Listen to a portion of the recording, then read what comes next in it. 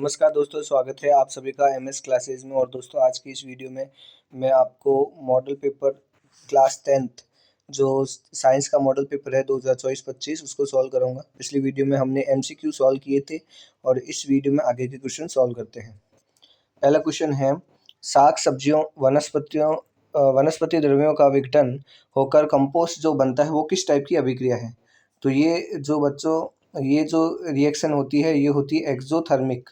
Exothermic का मतलब हो गया कि ये ऊष्माक्षेपी अभिक्रिया है, ऊष्माक्षेपी अभिक्रिया। ठीक है, क्योंकि इनमें हीट निकलती है। अगला जो क्वेश्चन है, इसमें रिएक्शन को जो है वो कंप्लीट करना है बच्चों। तो MnO2 और यहाँ पे दे रखा है एल्यूमिनियम।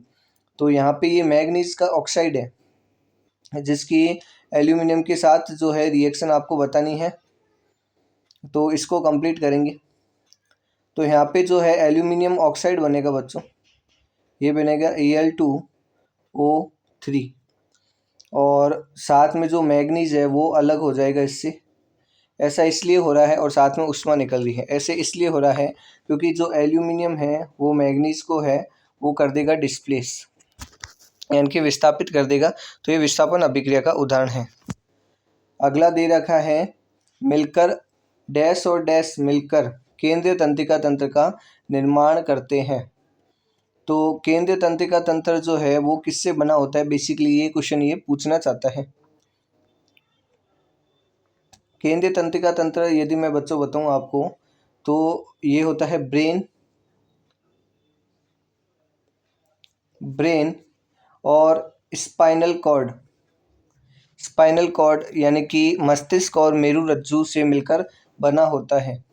तो दोनों जो ऑप्शंस है उसमें एक में तो आ जाएगा ब्रेन और एक में आ जाएगा स्पाइनल कॉर्ड यानी कि मेरुरज्जु। अगला, ओजोन परत सूर्य से आने वाली डैश से सुरक्षा करते हैं। तो ये सूर्य से आने वाली पराबैंगनी किरणों से जो है सुरक्षा करेंगी। पराबैंगनी यानी कि अल्ट्रावायलेट रेज, पराबैंगनी किरण। अगला क्वेश्चन, 1 किलोवाट इंटू आवर का मान जूल में कितना होता है। तो इसकी जो वैल्यू होती है 3.6 इंटू 10⁻6 जूल होती है बच्चों, जो कि आपके बुक में दे रखा है। और इसको एक यूनिट भी बोला जाता है, एक यूनिट भी बोला जाता है। हमारे घरों में एक यूनिट या यूनिट का जो बिल आता है उसको 1 किलोवाट इंटू आवर 1 kWh या फिर 1 यूनिट या फिर 3.6 इंटू 10⁻6 बोला जाता है। अगला, पास लिपटे विद्युत रोधी तांबे के तार की अनेक फेरों वाली बेलनाकार कुंडली को क्या कहते हैं। तो उनको कहते हैं बच्चों परिनालिका।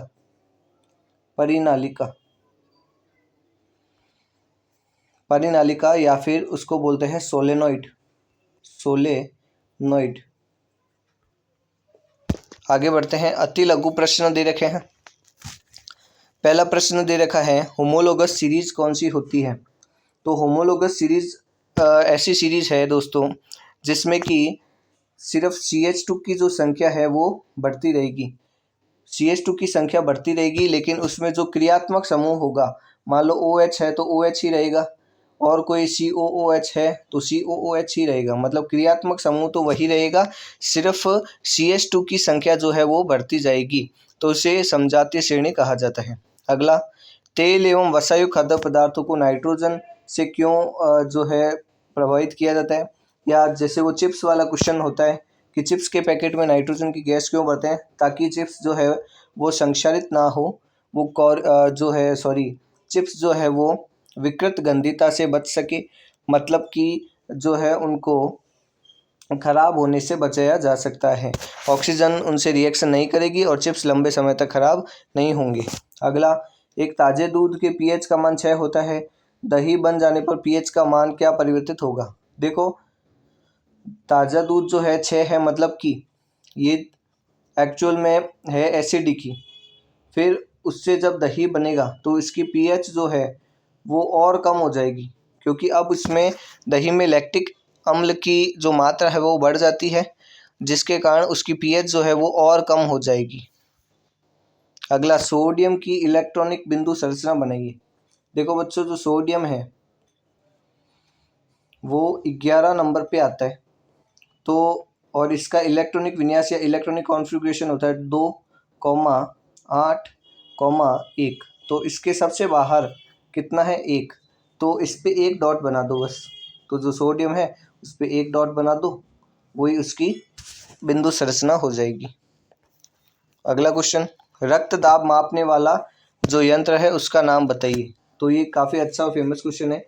इसका नाम होता है स्फाइग्मोमेनोमीटर। काफ़ी लंबा चौड़ा नाम है, लेकिन कई बार पूछा जाता है। स्फाइग्मोमेनोमीटर जो है वो है बीपी की मशीन नापने का नाम। मानव तंत्र की सबसे छोटी संरचनात्मक इकाई का नाम। तो उसका नाम इसी में छुपा है। तंत्रिका तो लिखा हुआ ही है, बस कोशिका और लिखना है। तंत्रिका कोशिका इसका पूरा नाम है, तंत्रिका कोशिका। और बच्चों इसको न्यूरॉन भी बोला जाता है। न्यूरॉन भी बोला जाता है। जो आपने ये इस टाइप का कुछ डायग्राम अपने बुक में देखा होगा,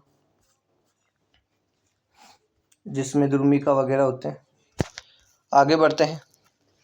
माँ के शरीर में भ्रूण को पोषण किसके द्वारा मिलता है। तो माँ के शरीर में भ्रूण को पोषण अपरा द्वारा मिलता है। अपरा क्या होती है। तो अपरा या प्लेसेंटा जो है माँ के शरीर को भ्रूण के शरीर से जोड़ती है।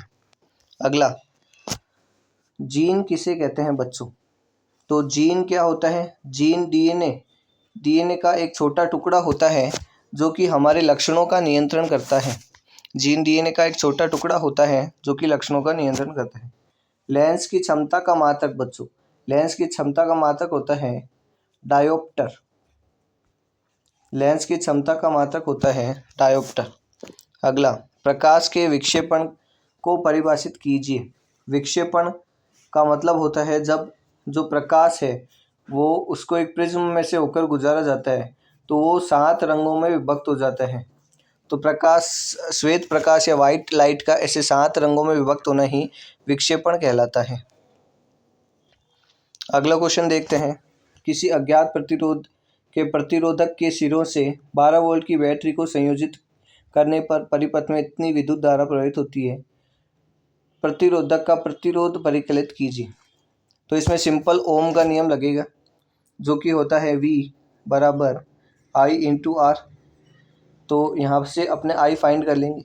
जो V दे रखा है अपने को दे रखा है 12, और जो I दे रखा है अपने को दे रखा है 2.5 मिली एम्पियर। तो एम्पियर में इसको लिखे तो आएगा 10 की घात -3। और इंटू में जो दे रखा है वो है, इंटू में जो दे रखा है बच्चों है वो है R।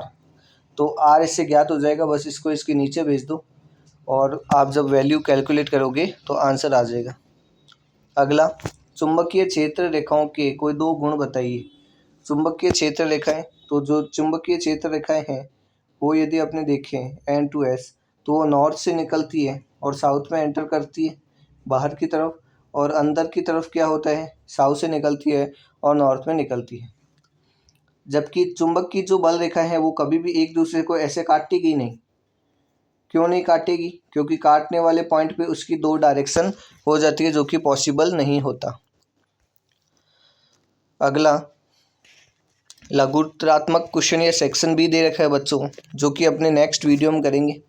दोस्तों इससे पिछले वाली जो वीडियो है वो भी आप देखिए, और कोई क्वेश्चन यदि नहीं समझ में आया तो आप कमेंट में मुझे ज़रूर बताइए। Thank you.